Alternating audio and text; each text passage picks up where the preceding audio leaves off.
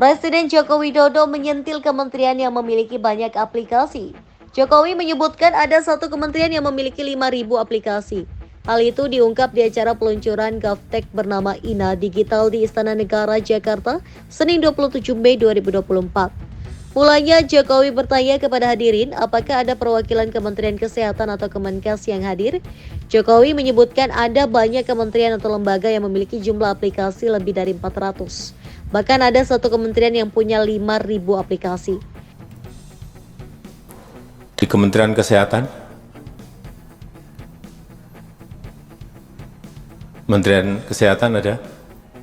ada berapa aplikasi? 400.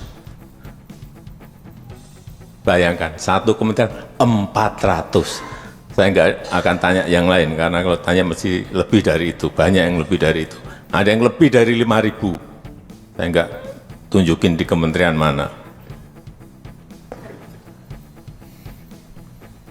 Saking kreatifnya.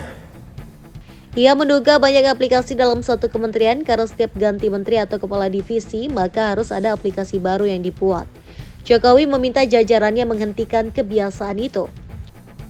Di satu kementerian ada lebih dari 500 aplikasi, bayangkan. Karena mungkin dulu setiap ganti menteri, ganti aplikasi. Ganti dirjen, ganti aplikasi. Sama di daerah, ganti gubernur, ganti aplikasi. Ganti kepala dinas, ganti aplikasi. Orientasinya selalu proyek. Itu yang kita hentikan. Dan tidak boleh diteruskan lagi. Orang nomor satu di Indonesia itu pun menekankan kembali bahwa kehadiran birokrasi seharusnya dapat melayani dan tak mempersulit atau memperlambat kebutuhan serta manfaat yang harus diterima masyarakat. Menurutnya, agar negara dapat meningkatkan daya saing di tingkat global, maka pemerintah seharusnya memperkuat infrastruktur digital untuk masyarakat atau digital public infrastructure. Dia mengibaratkan bahwa infrastruktur digital semacam jalan tol untuk mendigitalisasi pelayanan publik serta memperkuat teknologi di tingkat pemerintahan atau government technology atau GovTech. Dan untuk meningkatkan daya saing Indonesia, tadi sudah disampaikan oleh Menteri Menpan RB, kita harus memperkuat digital public infrastructure kita, semacam jalan tol untuk digitalisasi pelayanan publik negara kita.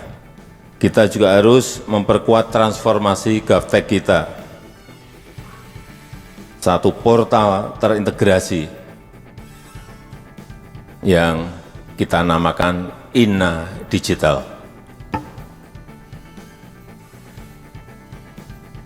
Yang di situ ada layanan pendidikan, layanan kesehatan, ada layanan izin usaha, ada perpajakan dan lain-lainnya. Memang ini adalah tahap awal kita memulai. Tapi nggak apa, saya kira migrasinya memang harus bertahap. Yang penting dimulai dulu. ASN digitalnya juga disiapkan. Sistemnya terus disosialisasikan. Kemudian diperbaiki terus dan dilanjutkan secara bertahap.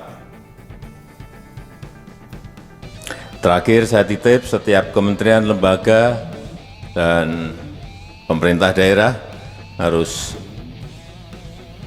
bersama-sama melakukan integrasi dan interoperabilitas aplikasi dan data. Tidak boleh ada lagi alasan ini dan itu karena merasa datanya milik saya, datanya punya saya, datanya milik kementerian saya, datanya milik lembaga saya, datanya milik Pemda saya. Tidak boleh lagi.